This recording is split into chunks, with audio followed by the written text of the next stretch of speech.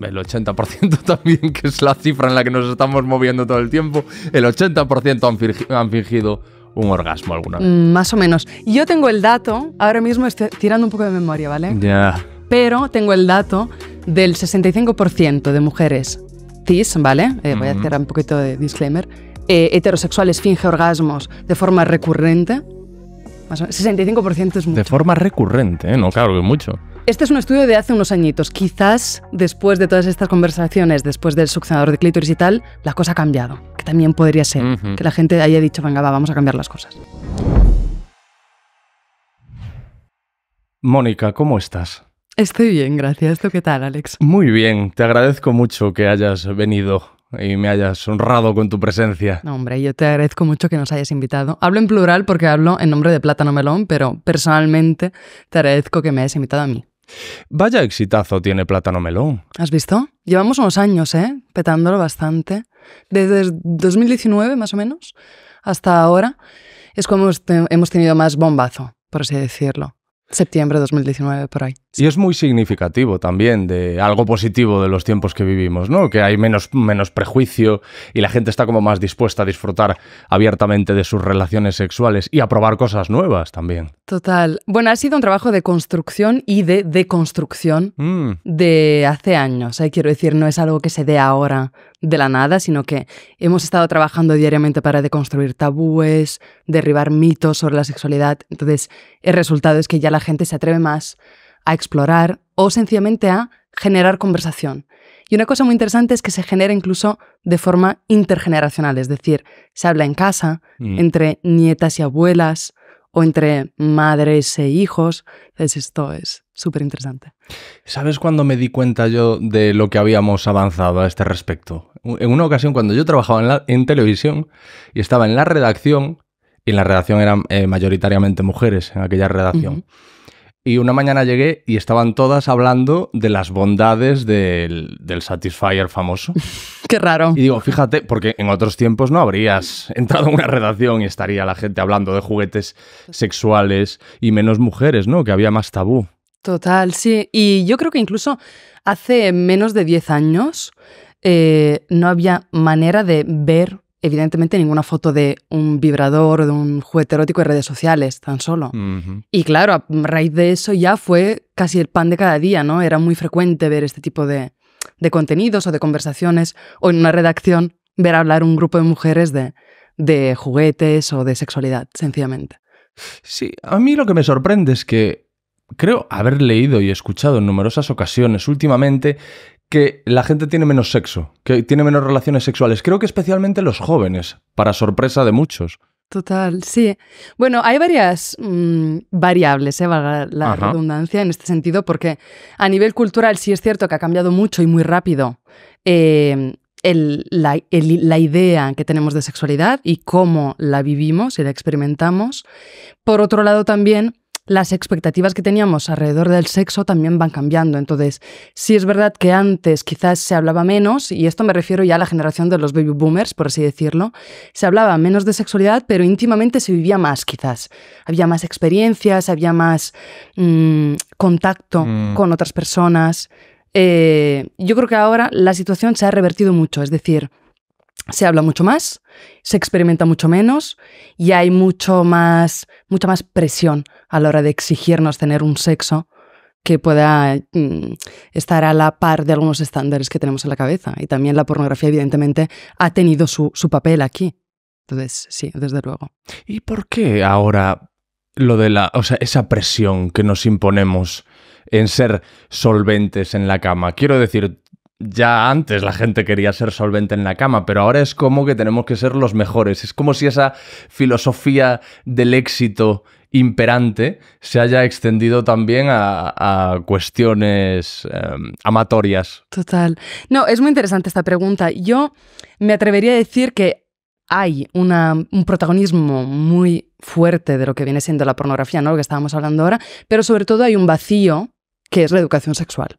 Entonces, evidentemente, la industria pornográfica tiene como propósito entretener y suscitar la excitación, etcétera. Luego ya este tema es más extenso, ¿no? Y podríamos estar debatiendo mucho rato. Pero es cierto que, por el otro lado, hay una falta de información y un vacío que, pues claro, compensa por otro lado. Es decir, la gente busca información y respuestas en la pornografía. Entonces, ahí, claro, todo lo que es pensar en la sexualidad como en una visión de performance y de utilidad y de ser útil y de ser performático y tal, se insinúa en nuestra cabeza y acabamos actuando de esa forma. Y los jóvenes, evidentemente, tienen este filtro muy desdibujado. Quizás las generaciones de hace más tiempo, o sea, más, por así decirlo, más veteranas, Sí. han tenido más formas de experimentar su sexualidad que no pasaban por ese filtro de la pornografía o de la performance. Es curioso que en un momento en el que se habla al fin abiertamente del sexo, en el que parece que el tabú se ha difuminado, la educación sexual no sea mayor. O sea, que me estés diciendo que hay un problema de educación sexual. Dices, pero si ahora se puede hablar perfectamente de eso. O es la sensación que yo tengo que quizá no sea tan así. No sé. Sí, yo creo que tenemos más permiso a la hora de hablar, pero el tabú sigue estando allí. Hay muchísimos, ¿no? No es uno. Entonces, a la hora que derribamos uno, aparece otro. Aparece como setas, de repente, Sí. ¿no? O sea, quitas uno y sale otro. Pero esto también nos da pie a tener unas conversaciones más inteligentes y más profundas a la hora de hablar de sexualidad. Y bueno, últimamente, justamente ayer, estaba investigando sobre estos últimos años que ha pasado en redes sociales y toda la conversación de sexualidad, y nos estamos dando cuenta de que realmente ese papel de educación lo están tomando cada vez más las redes sociales, los medios de comunicación, los podcasts, por ejemplo, y menos las instituciones. Entonces, aquí está el tema de, vale, sí, se genera mucha conversación y ahora estamos predispuestas y disponibles a hablar de sexualidad, pero la información, todo lo que es la naturalidad a la hora de hablar del sexo falta aún.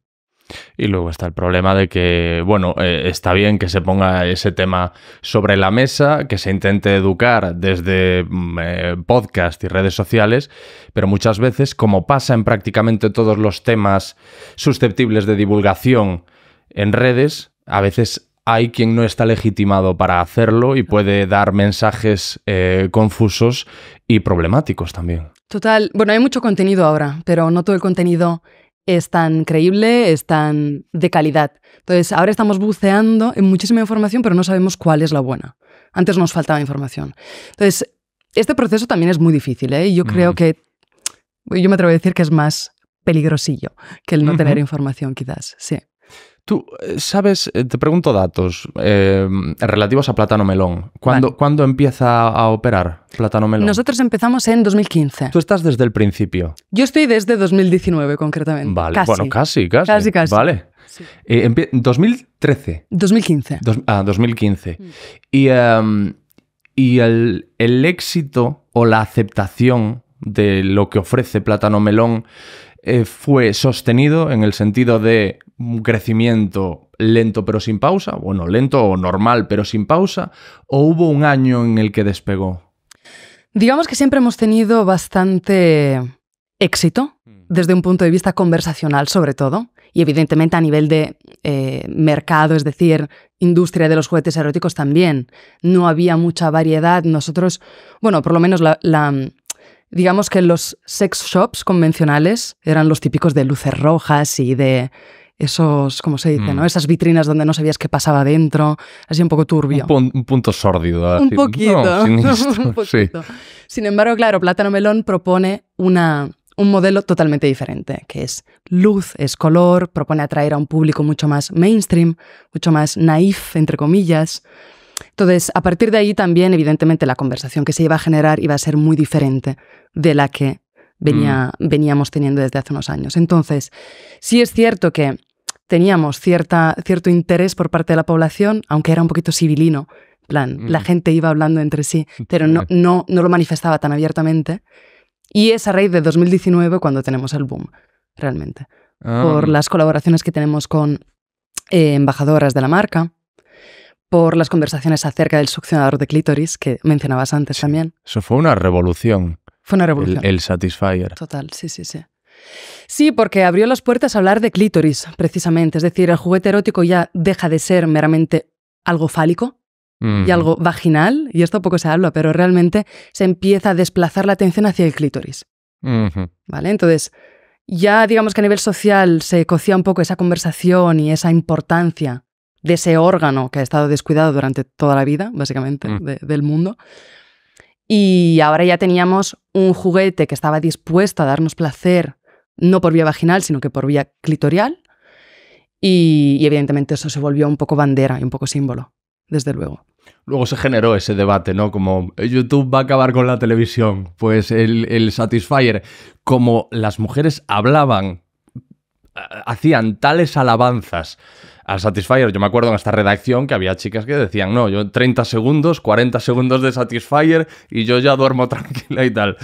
Y entonces, claro, había ese miedo, ¿no? A ver si iba a afectar a las relaciones tradicionales. Yo incluso tuve aquí a un dietista, eso fue muy polémico, pero el dietista, para hablar de la comida basura, decía como que si acostumbras, como que generas tolerancia, ¿no? Si le das comida basura muy palatable al cuerpo, luego te tomas una ensalada y no te sabe a nada. Y él comparaba esto con el Satisfyer. Decía como que, bueno, como que te puedes, como que de alguna manera te vas insensibilizando, que necesitas cada vez más potencia.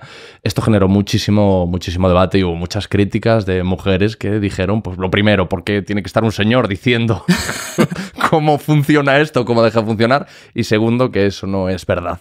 Ahora que estás tú, lo puedo comentar contigo. Pues sí, bueno, realmente yo creo que se registró un fenómeno peculiar en ese momento, ¿vale? Porque por un lado se magnificó mucho lo que era un juguete erótico, entonces empezaron como a cargarlo de significados hasta trascendentales y no hacía falta tanto, ¿vale? Y lo digo desde el lado de Plátano Melón, quiero decir que nosotros somos una marca de juguetes eróticos, pero sí que es verdad que hubo una conversación que quizás se fue más allá. Y luego, por otro lado, y esto tiene sentido también, luego lo comentaremos. Luego, por el otro lado, la oleada opuesta, ¿no? Y entonces comentarios como estos que justamente pretendían, pues, quitarle todo lo bueno que sí que tenía realmente ese juguete. Es como si habláramos de móviles y de repente dijéramos, son la solución a todos nuestros problemas porque nos conectan con todo Dios, con todo el mundo y con toda la información que queramos, o por el otro lado, nos generan dependencia, nos desconectan. O sea, hay una vía intermedia. Y el juguete erótico justamente sí que la tiene también. Entonces, sí es cierto que puede generar cierta adicción, pues como el azúcar. Sí, que es lo que decía este dietista. Claro, pero no es el azúcar el problema, ¿no? Es nuestra necesidad compulsiva casi del azúcar. Entonces, tenemos el mismo problema quizás con los succionadores. Es decir, si yo no me conozco suficiente o si yo no sé comunicarle a mi pareja que me gusta, lo más probable es que pueda ser un anzuelo para que yo alcance mi placer o que lo tenga en mis relaciones sexuales. Pero si yo no tengo estos vacíos en mi sexualidad y me conozco y sé comunicar, no hay ningún problema. Es decir, de hecho, científicamente están demostrados los beneficios que aportan los juguetes y está demostrado, quiero decir, está validado por muchos papers, es decir, que se ha hecho mucha investigación. Y de lo contrario no hay nada. Entonces, claro, ahí está el debate. Luego, tradicionalmente siempre se ha dicho que en el sexo las mujeres son más mentales. Que te lo comento como pregunta implícita también. Y si esto fuese así, el Satisfyer tendría las de perder en ese sentido, de que no puede aportar el contexto. Y esto lo digo también no en detrimento del Satisfyer, sino en pro de las relaciones sexuales tradicionales que no dejan de ser las más sanas y que yo entiendo que lo ideal es complementarlas con el uso de un juguete. Efectivamente. ¿No? Sí, bueno, siempre decimos en Plátano Melón, ¿no? Que el juguete no es un rival, el juguete complementa. Eso es. Y además genera pues una serie de dinámicas completamente diferentes, contigo mismo, con y sin juguete, con la pareja, con y sin juguete. Es decir, todo va variando, son juegos muy distintos. Es un añadido, una posibilidad extra. Exacto. Entonces, uy, me perdí la pregunta. Lo que te decía es que realmente la he alargado yo bastante con toda la explicación, pero lo que te decía es que tradicionalmente se entendía que en el sexo la mujer era más mental. Más mental, que el hombre que era más mecánico. Sí.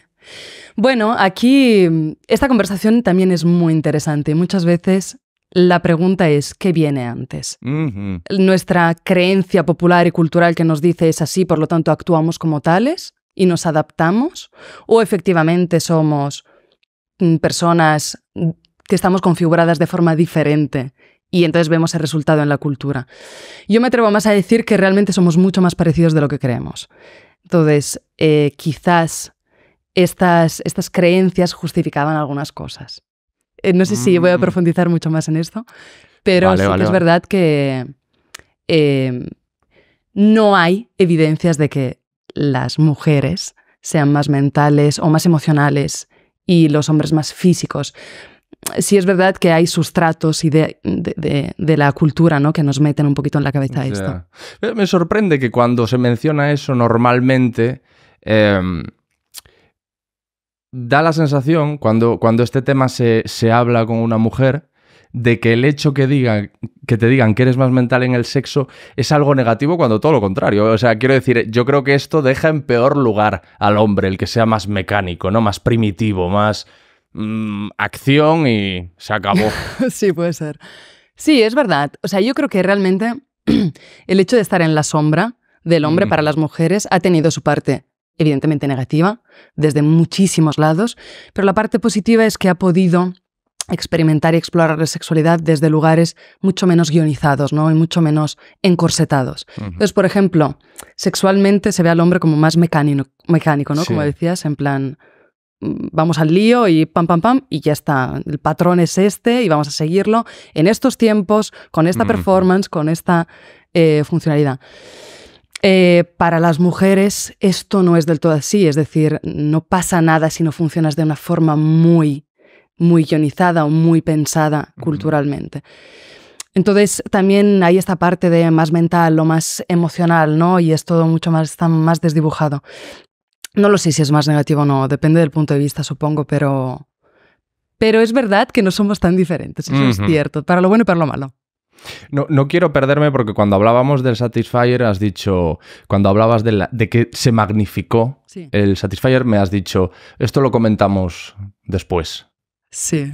No sé si querías añadir algo al respecto o explicar por qué se nos fue un poco de las manos quizá con el Satisfyer. Claro, o sea, toda la falta de comunicación que hubo alrededor de la vulva, incluso científicamente, es decir, es en los primeros 2000 que se empieza a tener una imagen 3D del clítoris, es decir, en los libros de anatomía tampoco se representaba y es un órgano. Entonces, ha habido muchísima falta de información, muchísima falta de conversación.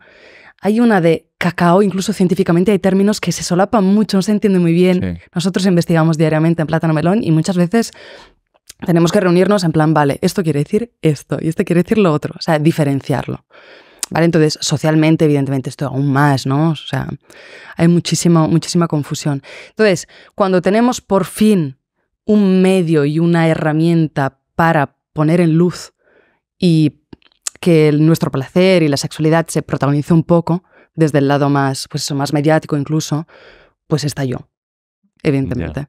Entonces se empezaron a atribuir muchísimas cosas y muchísimas responsabilidades al juguete. Por eso también esta conversación, esta oleada de el juguete no lo es todo, el juguete te va a dejar de lado a tu pareja. Muchas parejas heterosexuales también se sintieron muy desplazadas, el hombre heterosexual, ¿no? Entonces aquí también hemos tenido que hacer un trabajo de construcción de eso, de, ojo que no estás compitiendo. También es verdad que culturalmente el hombre se le educa para ser útil, incluso en la cama. Y aquí hay un productivo, tema. Sí. Ahí estamos. Sí. Solvente, como decías tú antes, sí. Es cierto, para todo. Y es, no sé exactamente por qué tengo la sensación de que eso es así más que nunca. De hecho, tú ves en las redes los cursos y el coaching eminentemente masculino y es como más de competición, de vamos a conseguir el éxito, vas a ser millonario, vas a bam, bam, bam, bam, en lugar de cosas más destinadas a llevar una buena vida. Es como que creo que eso está amainando un poco, pero como que el bienestar, la felicidad y temas que son como más importantes, la satisfacción personal, como que todavía son eminentemente femeninos y a los hombres se les lleva por un territorio más competitivo y otra vez más primario. Total, sí, 100%. Es muy interesante esto porque es verdad que esto se extiende a cualquier área de nuestra vida y creemos que la sexualidad es un universo aparte y está ahí orbitando solo. Y no es así. Realmente la sexualidad está muy presente culturalmente e íntimamente. O sea, muchas veces tomamos decisiones porque estamos educados sexualmente a ser de determinada forma, por ejemplo, a ser útiles. Entonces las decisiones que tomamos van hacia esa dirección y dan un sentido a nuestra vida, entre comillas, desafortunadamente o afortunadamente, en función de lo que, a lo que le demos valor, ¿no? Pero sí, totalmente con lo que dices. Y es verdad que ahora mismo estamos con temas de más femeninos, quizás de autocuidado, que están más en el foco de la gente, de salud mental, de body positive, por ejemplo, que aleluya, ya estamos allí. Pero en el terreno masculino, cis, hetero, la cultura que existe ahora y ese tipo de educación social que existe no va hacia ese lugar. Para nada. Quizás desde, bueno, a ver si cambia un poco y efectivamente iremos también hacia lugares mucho más saludables. ¿Y cómo han afectado los nuevos tiempos al deseo? ¿En qué momento estamos? ¿En qué momento estamos? Nos referimos al occidente, ¿no? Sí, no. Bueno, claro, estamos aquí, estoy siendo egoísta todo el tiempo, estoy hablando de nosotros. Está bien contextualizar. ¿Qué tiempos son? Bueno, antes quizás has hecho un poquito de preámbulo, ¿no? Quizás, no sé si queriéndolo sin quererlo, hablando de que tenemos menos sexo. Tener menos sexo muchas veces va de la mano también de tener menos deseo, porque sabemos que el sexo llama al sexo, es decir, cuanto más sexo o masturbación tengamos, más deseo tenemos, porque producimos más dopamina. Es un poco como el móvil, ¿no? Esa adicción también se nos produce naturalmente. Entonces, yo creo que venimos de un contexto muy estresante por muchos frentes. Entonces, socialmente no estamos tan dispuestas y dispuestos a tener sexo. También las expectativas que tenemos están muy altas. Estamos luchando constantemente para tener una imagen de nosotros que nos guste y tenemos redes sociales que nos va restando quizás cada vez más salud mental en ese sentido. Y probablemente esto también le afecte mucho a la sexualidad y los jóvenes, pues evidentemente también. Por un lado, tengo que decir que este es el lado negativo, ¿no? De tener menos deseo.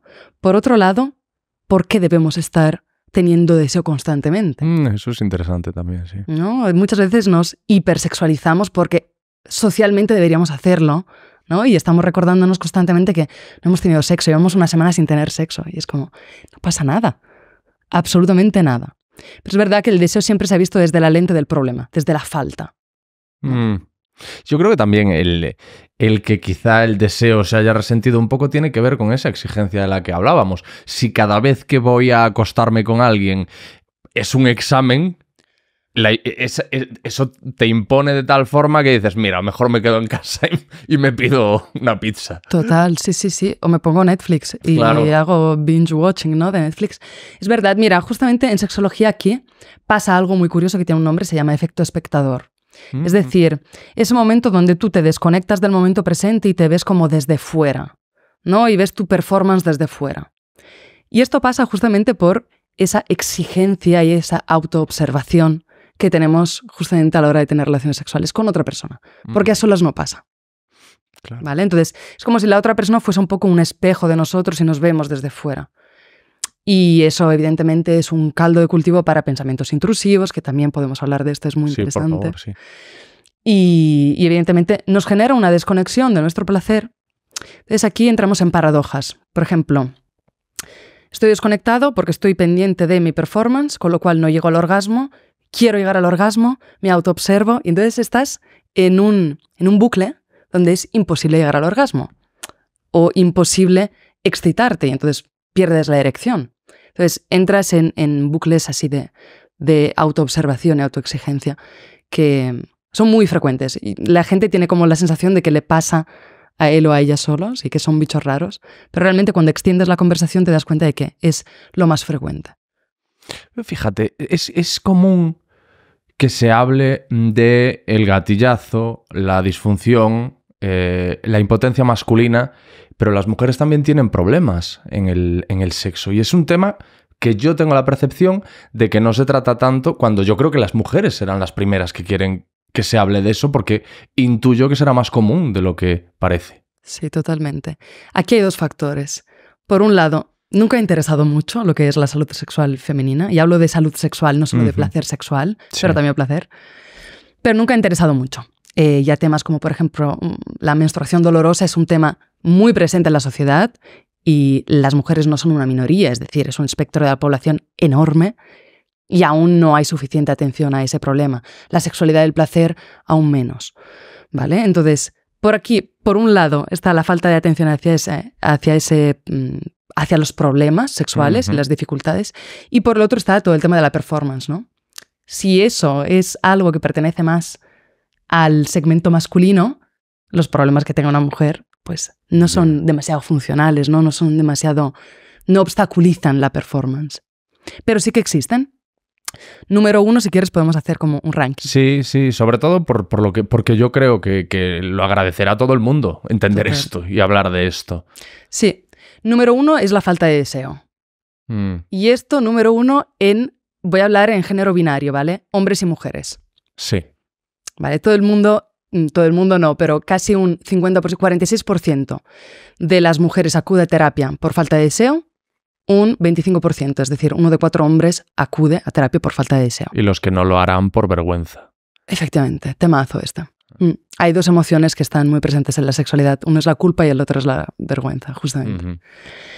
Luego, segundo problema es dolor en la penetración, un temazo que, por suerte, ahora todo el gremio de fisios del suelo pélvico lo están trayendo a la luz, lo están sacando un poquito de esa sombra, que, pues eso, y realmente están generando muchísima conversación acerca de este tema. Y, por último, está el tema de no llegar al orgasmo. La dificultad de llegar al orgasmo y muchas veces las paradojas de las que hablábamos tienen que ver. O incluso hay un problema que es súper curioso y es el no sé si he llegado al orgasmo. Que es curioso porque efectivamente no pasa desapercibido. Si no lo sabes, claro, sí. No ha pasado. Exacto. Bueno, aquí también... ¿Sí? ¿Qué expectativas hay detrás de un orgasmo? Muchas veces es lo que aprendemos del porno, ¿no? De la pornografía. Sí. Entonces, claro, si yo tengo un orgasmo pero no es ese orgasmo, no sé si he tenido un orgasmo. Qué curioso. Claro, esto puede ser también. O efectivamente no lo he tenido. Y una forma... Me parece como imposible, ¿no? Porque vamos a ver, estás realizando el acto, el que sea, y de repente notas que algo ha pasado. Pasa algo. Que, claro, tú dices que a lo mejor no es tan... No sé si la gente tiene grados de orgasmo, en el sentido de que pues, hay personas que tienen unos orgasmos más... No sé cómo decirlo, más imperceptibles no es la palabra, pero más leves, y otras personas con unos orgasmos mucho más pronunciados. Sí. Bueno, evidentemente, si nos atenemos a reacciones físicas, visibles y tangibles, hay diferencias, eso seguro. Sí, desde luego. Pero tanto como para que una persona no sepa que lo ha tenido, me parece brutal, no sabía. Claro, es que aquí las expectativas tienen un papel importantísimo, ¿eh? Un poco en toda nuestra vida. Si pensamos en las relaciones románticas, muchas veces las expectativas que tenemos de esa relación marcan un poco ese benchmark, ¿no? Ese punto de aquí es bien, aquí es mal, por encima es genial. Pero es una expectativa que tenemos y en el sexo pasa un poco lo mismo. Pero una buena forma para educar a saber si hemos tenido un orgasmo o no es compararlo con algo que sí que tenemos muy detectado, que es, por ejemplo, un estornudo. Ajá. Vale, y si lo piensas, son 2 reflejos, el orgasmo también es un reflejo, bastante parecidos. O sea, hay un momento como de excitación, ¿no? De subidón, luego un momento donde se mantiene y se desencadena efectivamente un orgasmo o varios, si hablamos de multiorgasmo, el estornudo igual. A ver, si tienes alergia, bueno, aquí no paras. O se interrumpe. Y esto también pasa con el sexo y con los orgasmos. Se puede interrumpir, ¿no? Y puedes tener la sensación de, aquí no ha pasado, o sea, no ha ido más allá. Entonces, es una buena forma y muy simplificada, entre comillas, porque los orgasmos en el fondo también son mucho más complejos, pero de entender un poco, ¿no? Cómo responde nuestro cuerpo, si no lo tenemos del todo claro. ¿Sabes de qué me he acordado ahora que estábamos comentando esto? Qué miedo. De que en una ocasión yo vi un reportaje, un documental de alguien que sufría, y además subrayado el sufría, orgasmos involuntarios repetidamente, cada día.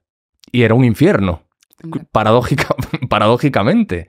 Claro. O sea, eso existe, esa condición, esa enfermedad. Sí, existe, no es del todo frecuente, evidentemente, no, porque claro. hicieron como un documental, ¿no? De esto, o un servicio. Sí.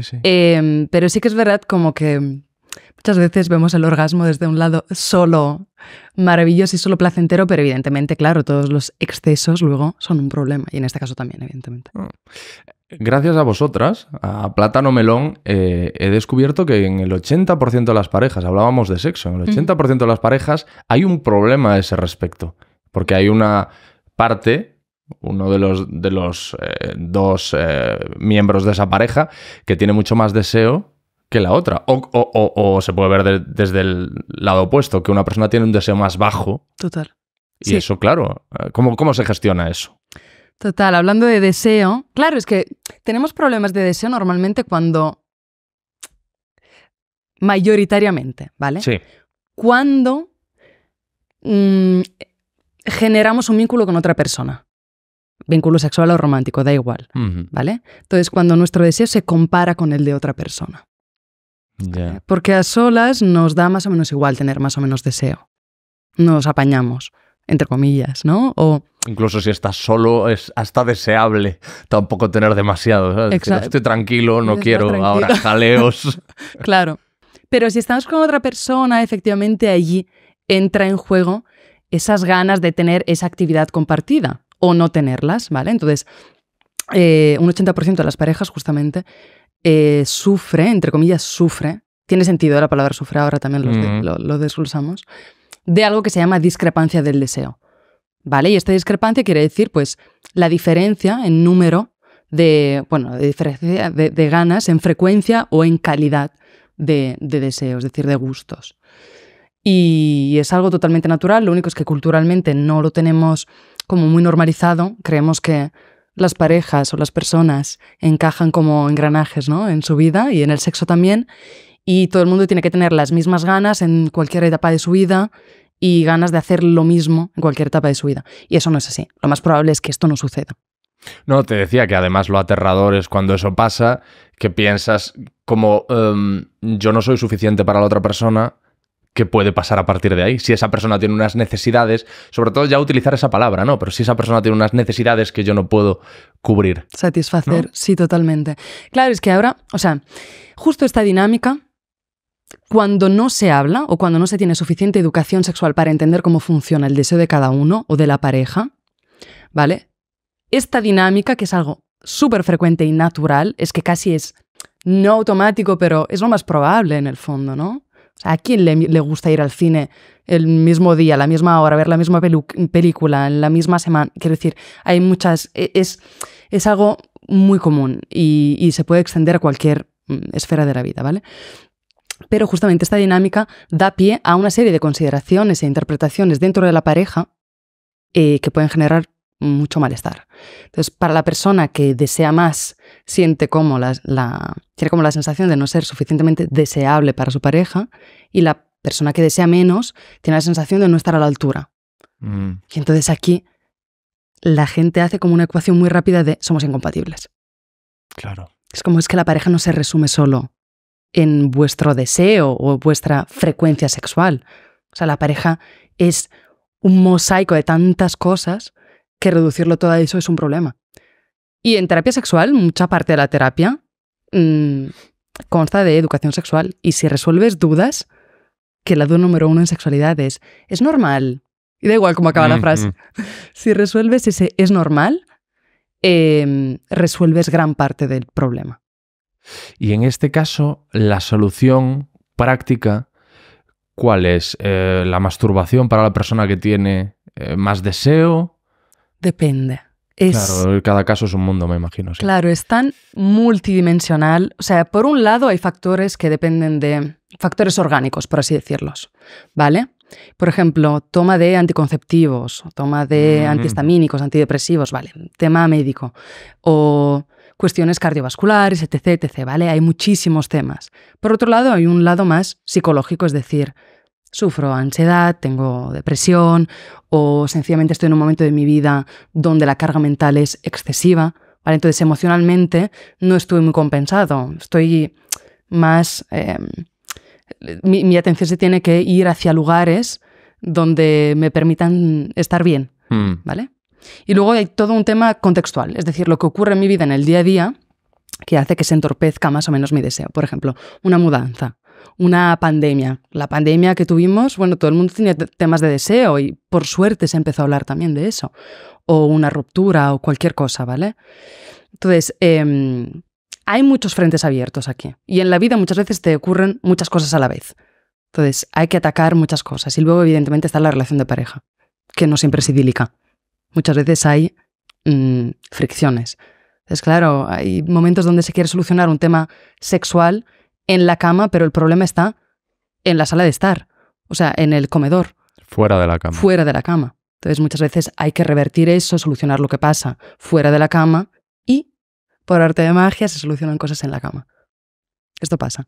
Me decías que el verbo sufrir, utilizarlo en este contexto tenía mucho sentido. Entiendo que por las consecuencias, ¿no?, que tiene cuando esto pasa, cuando hay esa discrepancia. Las consecuencias ya me refiero a psicológicas, ¿no?, en los individuos. Sí, eres muy literal, ¿eh? Sí. Sí, pillas algunas palabras que son muy significativas, es verdad. Pues... No, lo digo bien, ¿eh? Vale. Se sufre. Me he quedado con los engranajes diciendo, ¿eso es una reprimenda o...? No, para nada, todo lo contrario. Sí, o sea, sufrir es quizás la palabra aquí, porque realmente cuando hay problemas que tienen que ver con la esfera sexual, erótica, de la pareja o del individuo, hay un malestar y hay una sensación de, ¿cómo decir?, de confusión, ¿no? Una persona se siente muy desubicada en ese momento. Además, hay pocos referentes a nivel sexual. Entonces, de repente se siente muy solo y es muy fácil pues, encontrarnos luego con sintomatologías de ansiedad, de depresión, de falta de autoestima. Y la autoestima sabemos que es muy compleja, no es algo que se dé en 2 días o se resuelva en 2 días. Hay muchos libros de autoayuda que intentan como resolver muy rápidamente cosas, ¿no? Pero realmente no es tan fácil. Entonces sí, la palabra sufrir es algo bastante preciso en este caso. Lo único es que muchas veces también le damos un punto irónico a los temas. Cuando hablamos de sexualidad, no sé si es porque nos da vergüenza. Y cuando hablamos de sexualidad lo decimos ya entre risas, ¿no? Seguramente. Sí. Y sí. Seguramente. Eso quizás sea residuo del estigma. Del tabú del que hablábamos al principio, ¿no? Como que ahora se tiene que tratar como algo jocoso. Sí. Cuando, paradójicamente, un porcentaje alto de la población tiene como mínimo inquietudes respecto a esa parcela de su vida. Total. Y quizá tenga que ver precisamente el que no seamos capaces de ponerlo sobre la mesa a las claras, que exista esas dificultades, que no podamos hablar abiertamente de... Tío, es difícil saberlo porque depende de la gente de la que uno se rodee también mucho. Quizá yo doy con un perfil determinado de conocidos y amigos con los que encajo más, pero veo muchos más hombres abiertos a hablar de este tipo de cosas, a estar tomando una caña y contarte que tiene un problema con la pareja. Y al final muchas veces esa es la forma de naturalizarlo y de... No sé si yo creo que en algunos casos de solucionarlo. El decir, bueno, esto le pasa también a Manolo, a Juan y a no sé qué. Entonces tampoco tanto drama, ¿sabes? Es normal. Sí. Entonces, claro, si somos parte de algo que se da en la vida de otras personas, pues muy probablemente eso sea mucho más tolerable para nosotras y nosotros, ¿no? Entonces, que no sentirnos solos. Y con la sexualidad nos da miedo, literalmente, sentirnos como... solos y sentirnos que somos la excepción. Es algo que da miedo. Quizás en otras esferas pues lo toleramos un poquito más, pero en esta no. Y sí, bueno, depende todo de lo que decías, ¿no? De los círculos con quien compartamos esa información. Incluso dentro de... Probablemente tengas grupos de amigos muy diferentes y amigos muy deconstruidos y muy abiertos, y luego están lo típico, los amigos del pueblo, que son los más conservadores y hay algunas conversaciones que no se pueden tener. O las tienes, pero sabes que el registro es otro. Sí. Y esto pasa, es verdad. Pero es muy interesante, es muy enriquecedor, ¿eh? A nosotros en Plátano Melón, justo ayer lo hablaba con una colega mía, y decíamos, no, pero estábamos hablando de, no sé por qué, de fingir orgasmos. Bueno, me imagino que no es un tema tampoco que diga yo, en Plátano Melón, ¿cómo vais a estar hablando? No sé por qué. ¿Cómo vais a estar hablando de eso de los orgasmos? Pero era trabajo, ¿eh? Sí. Y estábamos hablando de esto y justamente mi compañera decía, es que claro, para mí, o sea, enfatizar un poco, o sea, lo hago para el bien de la relación. Es decir, si yo enfatizo mi placer, yo me erotizo más, la otra persona también, con lo cual se genera como un lugar y un entorno mucho más sexy, ¿vale? Y no es porque no sé decirle a mi pareja, oye, esto no me gusta. ¿Vale? Entonces le da la vuelta. Y ella lo decía con tal normalidad que le decía, vale, sí, me parece fenomenal y empatizo contigo, pero es que estamos en una burbuja. Es decir, aquí somos una plantilla de mayoritariamente el 80% somos mujeres y conversamos todo el día acerca de sexualidad sin risitas, de vez en cuando sí, sin risitas, pero sin, pues eso, sin pudor. Entonces, para nosotros es normal y natural utilizar ciertas herramientas para el bien de la pareja, como por ejemplo fingir. Pero la media o hay otras partes de la población que no lo ve así para nada. Entonces depende, es verdad. Muchas veces que hay que diferenciar si estamos en una burbuja o no. Eso es interesante, pues yo creo que estamos todo el tiempo hablando de relaciones binarias, como lo llamáis, ¿no? Pero yo creo que todos los hombres, ahora cojo a mis amigos y seguro que todos dicen, no, conmigo nunca, a nadie ha fingido un orgasmo. ¿Cómo va a fingir un orgasmo? Sí, curioso. Una mujer. Y ahora tú me dirás, mira, el 80% también, que es la cifra en la que nos estamos moviendo todo el tiempo, el 80% han fingido un orgasmo alguna vez. Más o menos. Yo tengo el dato, ahora mismo estoy tirando un poco de memoria, ¿vale? Ya. Pero tengo el dato del 65% de mujeres cis, ¿vale? Voy a hacer un poquito de disclaimer. Heterosexuales finge orgasmos de forma recurrente. Más o menos, 65% es mucho. De forma recurrente, ¿eh? No, claro que mucho. Este es un estudio de hace unos añitos. Quizás después de todas estas conversaciones, después del succionador de clítoris y tal, la cosa ha cambiado. Que también podría ser que la gente haya dicho, venga, vamos a cambiar las cosas. Pero también hay un 25% de hombres hetero que finge orgasmos. No sé si de forma ocasional o recurrente, pero ha pasado. Entonces también es un número interesante, porque muchas veces pensamos que es algo meramente femenino, entre comillas, y es más democrático de lo que pensamos. Me cuesta imaginar cómo un hombre finge el orgasmo. Pues pasa, hay que preguntarle al 25% de las personas. Claro, quiero decir, porque más que el hombre lo finja, que la mujer no sea incontestable que lo ha fingido, que diga, no, esto es imposible, porque lo he notado. He notado que no sé. Pues pasa. Entonces, pasa. Sí. Y a mí lo que me hace mucha gracia es que si un 65% finge, por otro lado hay otro dato que no he dicho, y es que al 90% de hombres hetero les preocupa que su pareja finja. Y es como, ok, que quizás falta un poquito de comunicación, sí. Y lo que has mencionado que me parece súper interesante de los pensamientos intrusivos, que entiendo que es cuando te dispones a o durante el acto y la cabeza te empieza a jugar malas pasadas. 100%. Esto es común también. Súper frecuente. Hay varias... La ciencia ahora se está metiendo de cabeza en estudiar este fenómeno porque se ha quedado en la sombra durante mucho tiempo, muy silenciado. Y de hecho, a mí me sorprendió cuando vi el estudio, pensé, ostras, es que claro, todo el mundo lo vive, evidentemente, ¿no? Es algo bastante frecuente. Pero poco se habla. Entonces, parece ser que se investigó para ver si además de frecuente había un cierto patrón entre mujeres y hombres, ¿vale? Siempre hablando de binariedad, pero sí era frecuente. Y sí, efectivamente, a los hombres les preocupa mucho el tema de la performance, entonces perder la erección es uno de sus pensamientos intrusivos más frecuentes y más pervasivos. También hay un tema de forma física, de no estar en la mejor forma física, o de si la pareja se estará aburriendo. ¿Vale? Estos son los tres como puntos delicados en un encuentro sexual. Para las mujeres, sin embargo, está un tema de autoimagen, es decir, ¿le gustaré? ¿Seré deseable? ¿O lo que estará viendo le estará gustando? Entonces, hay esa percepción del cuerpo como un objeto no deseable, que es algo que la sociedad impulsa mucho también este pensamiento, ¿no? Y es muy severa y muy agresiva en ese sentido, y en la cama nos lo llevamos muchísimo, que es donde estamos más expuestas, ¿no? a pues eso, conectar con otra persona. Y también hay un tema, pues eso de no sé si voy a llegar al orgasmo, que esto es una duda que está presente en muchísimas cabezas y efectivamente lo que decíamos, ¿no? Genera muy probablemente el efecto justamente de paradoja, de no llegar al orgasmo porque crees que, o porque crees que deberías llegar. Luego también está, por lo que yo entiendo, la mujer cuando tiene algún tipo de problema en este aspecto, le preocupa el bien de la pareja. El bien de la pareja de ellos dos, y también el satisfacer o el saber que la persona con la que está quiere estar con ella. Que eso también, por lo que yo entiendo todo el tiempo, preocupa al hombre, pero luego hay una parte en la que la mujer no... hay una parte de su preocupación en la que la mujer no tiene que ver, que es: no soy un hombre, yo no soy suficientemente hombre.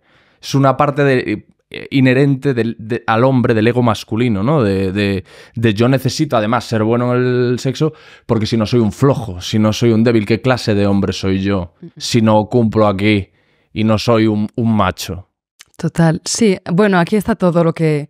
la masculinidad y el concepto de masculinidad que hemos ido interiorizando, tanto hombres como mujeres, ¿eh? Porque realmente no es un problema solo de los hombres, es que realmente muchas veces es el otro género o otros géneros que perpetúan estos mensajes sin quererlo, o riéndote de chistes o de bromas que están hechas así, ¿no? Por ocupar un poquito de silencio en las conversaciones.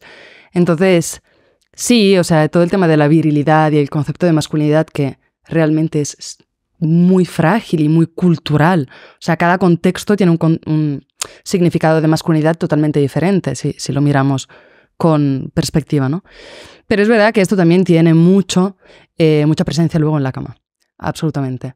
Y es algo que se refuerza mucho por ambas partes. Sí. ¿Y esos pensamientos intrusivos cómo se pueden tratar? Hay varias formas. Por un lado, hay una parte mucho más racional, ¿no? Y es decir, deconstruyendo creencias, y es un trabajo de conversaciones y de plantear reflexiones, de plantar semillas en la cabeza de la gente de ¿esto seguro que es tal y como lo has aprendido? ¿O efectivamente tus genitales marcan la trayectoria de tu vida y de tus experiencias y tus decisiones? ¿O no? ¿O puede haber otra variable, otras variables? Esto por un lado. Y también es un trabajo muy complejo, ¿eh? Voy a sintetizarlo en 2 patas que creo que son importantes. Una son las creencias, y la segunda, y es algo que la neurociencia últimamente ha destapado y le está dando muchísimo protagonismo, es el mindfulness, ¿vale? La meditación, que en el término sexual muchas veces la llamamos mindful sex, ¿vale? Que es la práctica de conectar con el presente, ¿vale? Entonces, no estar proyectando nuestra cabeza al futuro o al pasado o en escenarios que no son estos, los de la realidad tangible. Y pues eso, estar como en el momento presente, focalizarse en las sensaciones. Entonces, es un ejercicio realmente de mover la atención como si fuese una lente, una lupa, ¿vale? Entonces, funciona muy bien y está demostrado que genera cambios plásticos también en el cerebro. Es decir, nuestro cerebro funciona de otra forma también. ¿Y qué hay del Tantra? El Tantra fue un tema en su momento, sí, y ahora como que ha perdido fuelle, pero... Es que es un tema muy cultural también. ¿Sí? Yo creo que desde el punto de vista occidental lo hemos occidentalizado un poco y ha perdido toda la parte espiritual. Exacto, toda la parte, todo el significado y el marco que tenía, que era muy, muy cultural y muy contextual. Nosotros lo hemos quitado de ahí quizás y le hemos dado una vuelta, ¿no? Y evidentemente, pues eso, no sé ahora la tendencia cómo estará en el Tantra. Pero sí que es verdad que mucha gente, al practicarlo de una forma u otra o como le habían enseñado aquí o allí, no lo sé, les beneficiaba bastante y había también esta práctica de estar en el momento presente. Claro, por eso te lo he preguntado, porque lo que me estabas diciendo me sonaba mucho a lo que se dice del sexo tántrico, ¿no? Como que en el sexo tántrico se le resta... Esto de nuevo, o sea, esto es de un cuñadismo extremo, lo que estoy haciendo, porque es todo lo que yo he ido cogiendo de aquí y de allá, lo he pasado por mi batidora, pero como que en el tantra se le resta valor al orgasmo y se intenta poner el placer, la energía y el disfrute en el proceso, en el antes, ¿no? Y precisamente vivirlo, sentirlo, volcarse por completo en lo que estás haciendo en el momento. Sí, y también tenía una parte mucho más sensorial, ¿no? Es decir, nosotros venimos de una cultura, probablemente esta conversación del Tantra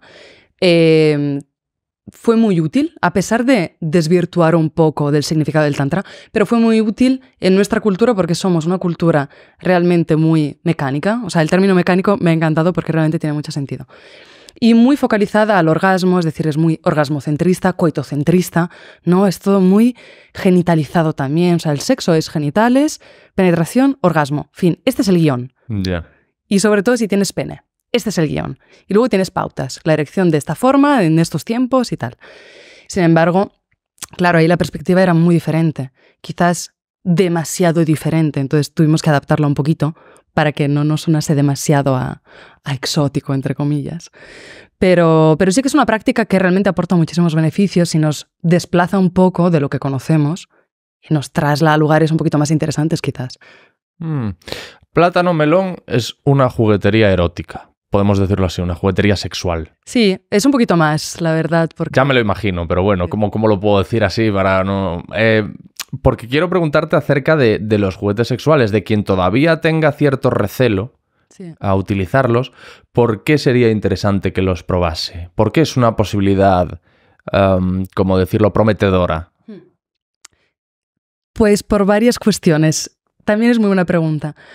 Porque por un lado, desde el punto de vista del placer, nos ayuda a ampliar nuestro repertorio erótico, es decir, banalmente, probar y experimentar nuevas sensaciones.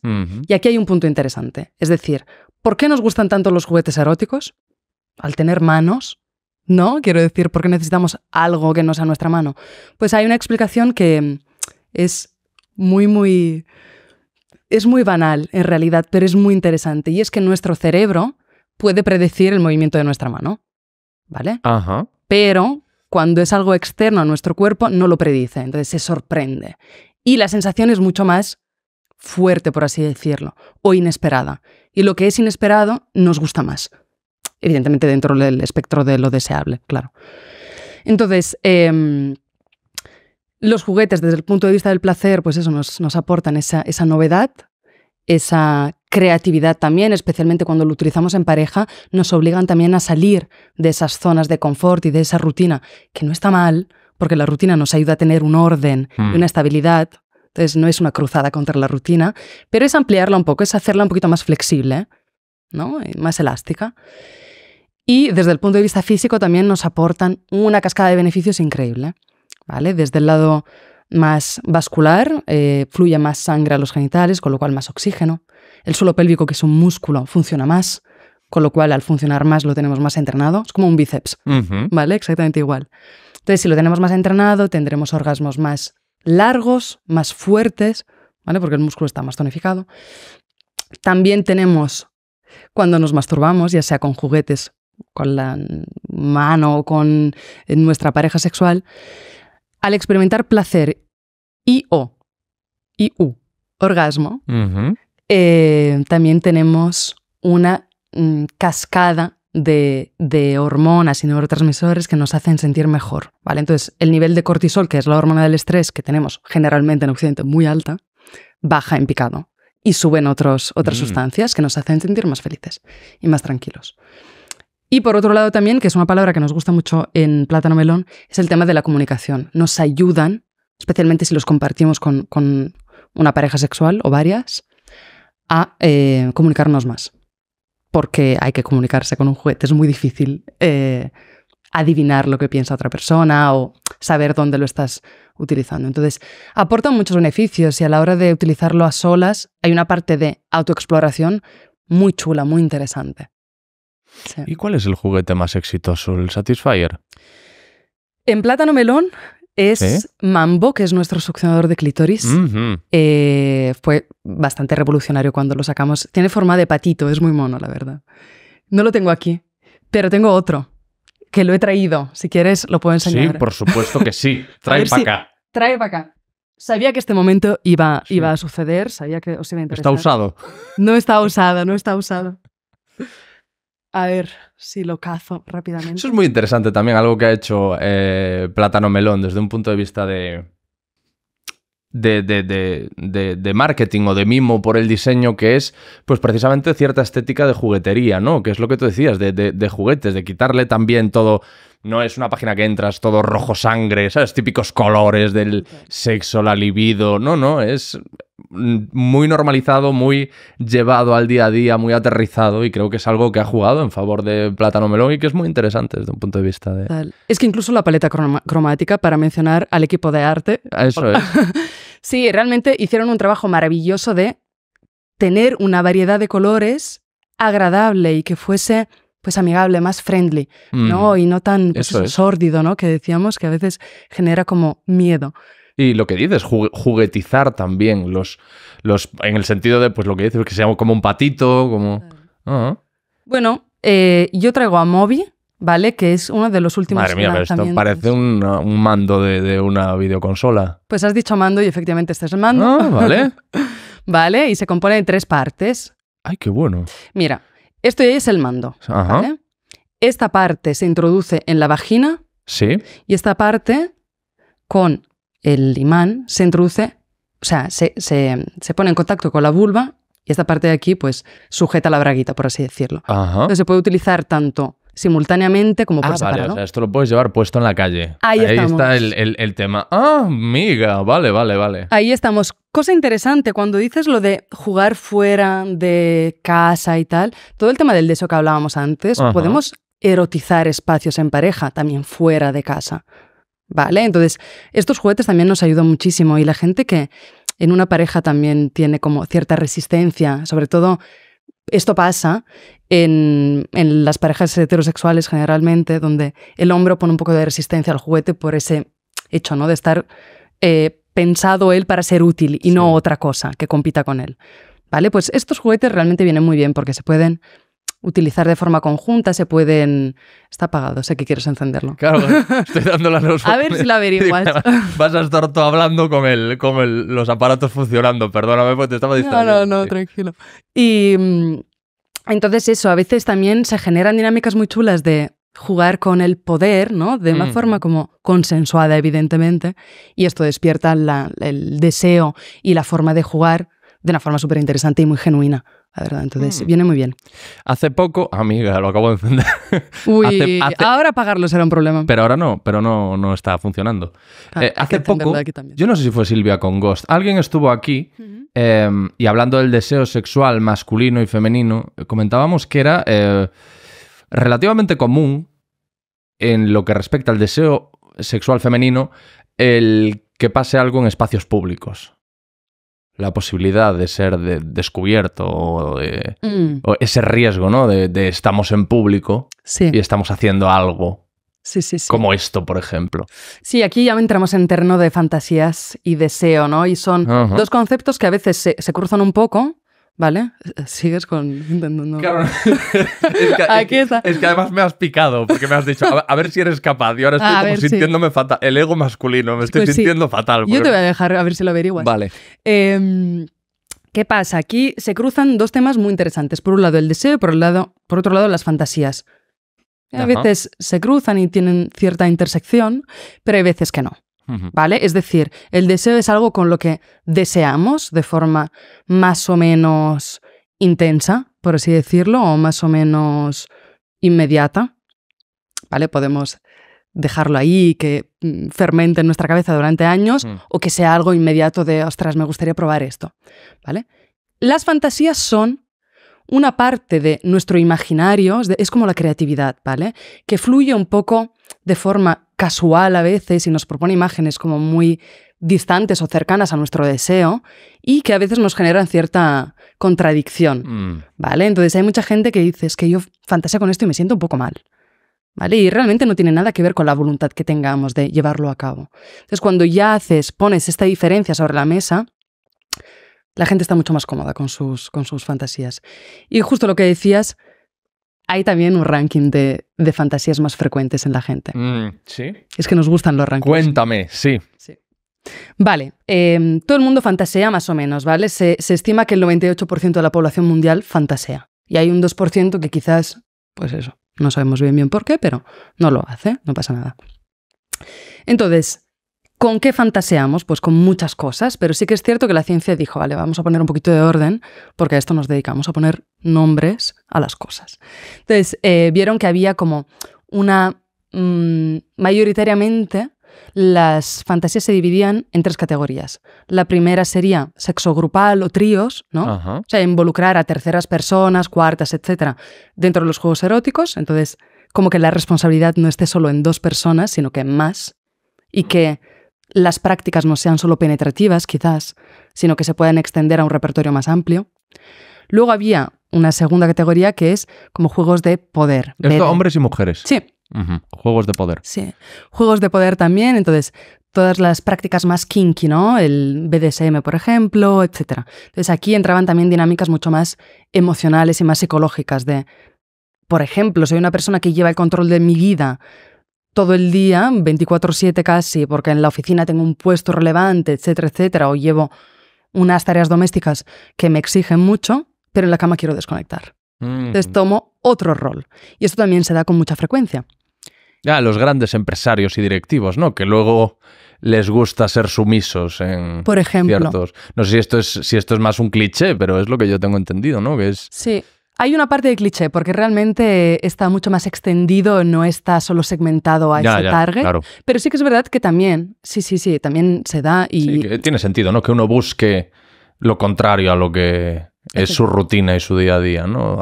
Adoptar otra posición y otro rol. Sí, mucho más de... Ahora necesito que me controlen a mí. Eso es. Sí.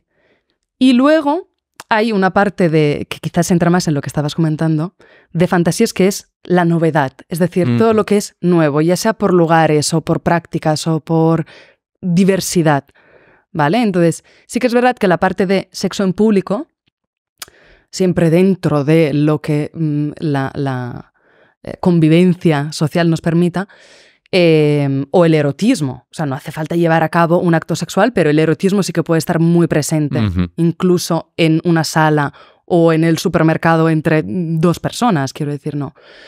Y esto forma parte también de las fantasías eróticas, la parte de esa pizca de inesperado, que le gusta tanto también al cerebro, evidentemente.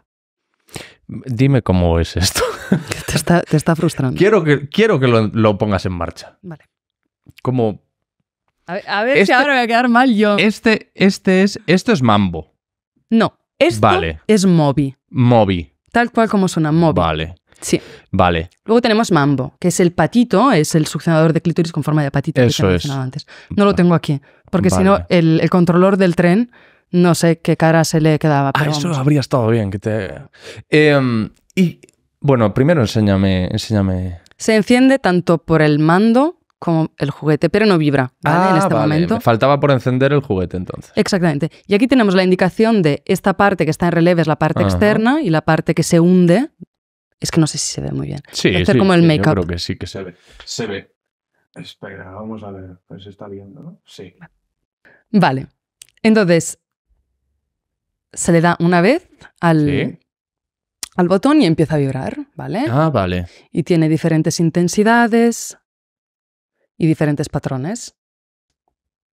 Entonces se puede jugar con esto, ya te digo, de forma o por separado o conjunta. Vale. Y luego para cargar se monta tal y como lo has visto antes, al principio, y se enchufa la corriente y ya está. Y si notas... Ahora apágalo. Ah, claro, tengo que apagar. Claro, es que esto le da mucho apuro a la gente. Me encanta este momento. Y queda grabado, por fin. No. ¡Hala! Ya está. Qué rápido. Sí, normalmente la regla de los juguetes es dejar apretado unos 3 segundos y se apaga. Y de los juguetes de plátano melón, ¿cuál es el que tú crees que está subestimado, que debería tener más aceptación de la que tiene? Subestimado, vale. Es que lo tengo clarísimo. Claro. Hay un juguete que es una bala vibradora que se llama Bali, tal cual suena, ¿vale? Que es espectacular. Es como, o sea, es el típico, es un evergreen, es como los tejanos en el armario, o sea, tienes que tenerlos.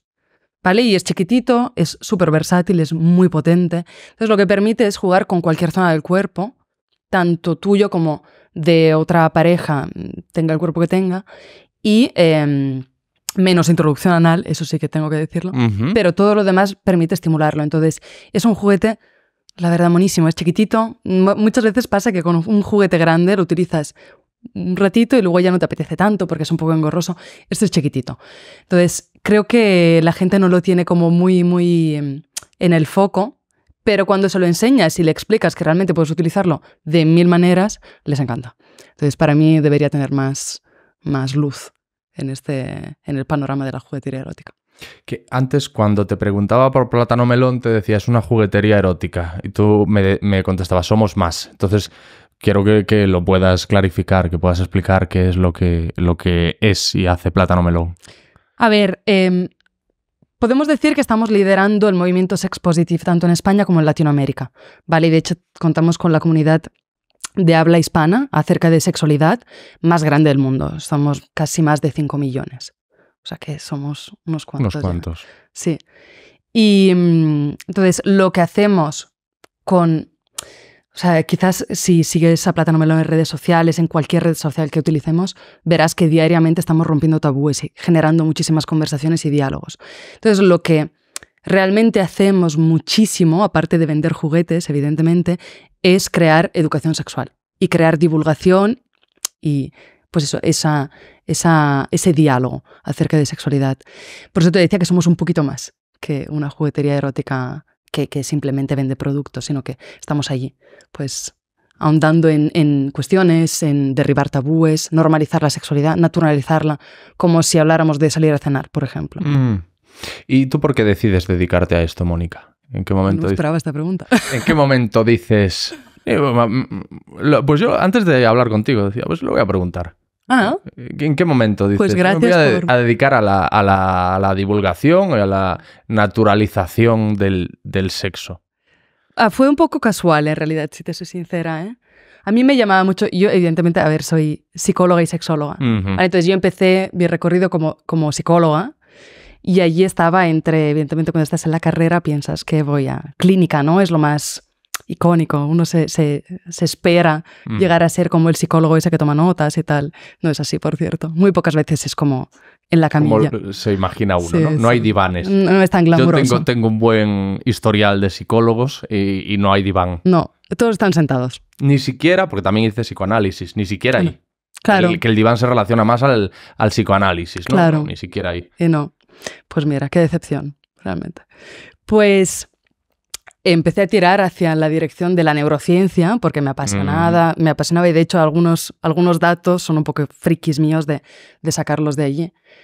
Y luego acabé diciendo, vale, necesito hacer algo que tenga más que ver con la sociedad y la cultura. Y sí que veía que en su momento, yo soy millennial, entonces había muchísimo tabú aún. Y yo era de las personas un poco púdicas de, no sé, me cuesta un poco hablar de ciertas cosas, ¿no? Y nada, empecé participando en un congreso, la cosa me apasionó y fue de una cosa para otra y empecé a dedicarme a esto de meterme en un máster, hacer networking, entender un poquito cómo funcionan las cosas y luego yo soy un poquito ratón de biblioteca, entonces me puse ahí a investigar y me gustó. ¿Te gustó con lo que te encontraste? Sí. Sí que es verdad que en su momento yo creo que estos últimos 5 años está avanzando muchísimo la investigación, 5 o 10. Bueno, 10 es ser un poquito generosas. Pero sí que era como todo mucho más carga, entre comillas. O una mentalidad un poquito más, pues eso, mucho más binaria, mucho más estatuaria de la sexualidad. Entonces, encontrarte eso al principio es un poco, ¿es solo esto? Y no, luego ya ves que hay muchísimo más. Las redes sociales también me vinieron bien en ese momento. ¿Y cómo surge tu colaboración con Plátano Melón? Pues como te decía, yo empecé en 2019 y a nivel de marca, pues sí ya que... conocías, claro, Plátano Melón. Sí. Éramos chiquititos aún, pero realmente sí que hacíamos una labor súper... O sea, teníamos un impacto ya bastante importante para ser... Éramos chiquititos. Y pues eso, cuando entré yo empezamos con el equipo también a poner como sobre la mesa temáticas que quizás no estaban tan a la vista pues eso, de la conversación que puedes tener de terraceo, ¿no? Con tus amigos. Fue como, vale, a ver, desde el lado más científico que podemos sacar a la luz. Y entonces, de una cosa entramos en un bucle del que no salimos y no saldremos nunca, que es la generación de contenido, ¿no? Que es algo que muchas veces da como miedo pero ¿se va a acabar el contenido? Y no, hay siempre contenido y de sexualidad no para. Entonces, pues eso, empezamos a ponerle un poquito más de estructura a algunas conversaciones y plasmarlas en la Eroteca, que es nuestro blog, digamos. en Instagram, que es, digamos, el foro más extenso de conversaciones y de divulgación. Luego, claro, empezamos con radios, con podcasts, etcétera. Tele también hicimos. Entonces, la marca empezó a tener mucho más eco, pero no es un trabajo solo de sexología, es un trabajo muy orquestral, digamos. Todo el equipo está participando en todo. Yo te decía, la paleta de colores también, banalmente, es algo muy identificativo de la marca. Sí. Plátano melón sin paleta no luce tan bien, la verdad. ¿Y qué es lo último que habéis hecho, que habéis incorporado a la web? ¿Ha llegado algún juguete o has tú sabido por tus propias investigaciones que viene algo respecto a la parte sexual lúdica o al juego en el sexo? No sé. Bueno, de los últimos lanzamientos, por ejemplo, tenemos a Moby, tenemos a Momba. Moby es reciente, entonces. Es muy reciente. Vale. Sí, no es ni adolescente este año. Ajá. Es muy reciente. Y lanzamos Momba también, que es como mambo, es decir, el succionador, pero también tiene una parte de inserción vaginal. Vale, que justamente cuando diseñamos juguetes tenemos un equipo de I+D que trabaja para generar nuevos juguetes e innovar desde el lado más tecnológico, ¿no? Y trabajamos mano a mano y también escuchamos mucho el feedback de la gente. Y uno de las opiniones que tenía la gente a la hora de utilizar el succionador era: me gustaría que hubiese como una sensación más completa. ¿Vale? Como una parte vaginal. Entonces, muchas veces que hacían match entre dos juguetes, utilizaban los dos a la vez. Entonces dijimos, vale, vamos a hacer uno que tenga como propósito estimular simultáneamente vagina y clítoris. Y nació Momba, que también es bastante reciente. Y lo que hay por venir no te puedo hacer spoiler. No te lo voy a hacer. Y respecto a juguetes concebidos para el hombre, ¿cuál es el que más éxito tiene? ¿O cuál es el más conocido? Tenemos varios. Tenemos a Ubo, que es un juguete para la estimulación del pene. Ajá. Tiene 2 aperturas en ambos lados, entonces se puede cerrar por un lado y jugar solo con el glande del pene, que es la parte más sensible, o se puede abrir por ambos lados y entonces jugar con toda la superficie del pene. Tenemos también juguetes como por ejemplo Lumbra, que creo que no sé si lo tengo también. Bueno, me estoy haciendo un poco. Echa un vistazo. ¿Sí? Sí, hombre, claro. Si lo tienes, adelante. Show me. Lo tengo precintado. ¿Pero ¿y puedes hacer un unboxing o...? ¿Quieres hacerlo? Yo por mí, venga, sí, te doy el honor de hacer el unboxing. Yo todo lo que sea conocer más... Pues mira, este juguete... No, es la caja tan guay. Es chulo el packaging. Como si... Este momento totalmente inesperado de unboxing. Oh, sí. Hombre, es que estás hablando con un curioso patológico. Estaría bueno que yo te digo, no, déjalo ahí. No, show ahí me. Estamos. Ah, vale. Vale, entonces, ¿qué curioso tenemos? El tacto que tiene esto. Pues sí. Mira, te dejo con el juguete y me quedo a la caja. Vale. Vale, entonces, ¿qué tenemos? Tenemos un masturbador para pene. Sí. Vale, que, como decías, la textura es curiosa porque es silicona médica, ¿vale? Sí. Y por dentro tienes muchísimas texturas. Entonces, ¿cómo se utiliza? Pues se echa lubricante por el agujerito que ves allí, ¿vale? Pues por la apertura. Un poco de cosillas. Y se introduce el pene y se masturba de la forma, digamos, clásica. Pero también puedes jugar con la presión. Ya te digo, las rugosidades de dentro juegan mucho con la sensación. Puedes echarle incluso un lubricante que tenga sensación de frío o calor. Vale. Hay muchas formas de jugar. Y esto es un cargador, el cargador. Este es un cargador que tiene luz esterilizadora. Por aquí sale una luz como azulita. Es monísimo como lámpara, la verdad. Si queréis decorar vuestra casa. Sí, la verdad es que sí. Sí. O sea, puede colar, ¿sabes? Total. Sí, o un ambientador. Pues sí, mira, y se deja así y ya está. Y la verdad, este es un juguete que funciona muy bien, especialmente porque muchas veces el público que tiene vulva quiere lanzarse hacia juguetes totalmente diferentes a su forma de masturbarse. Público que tiene pene no.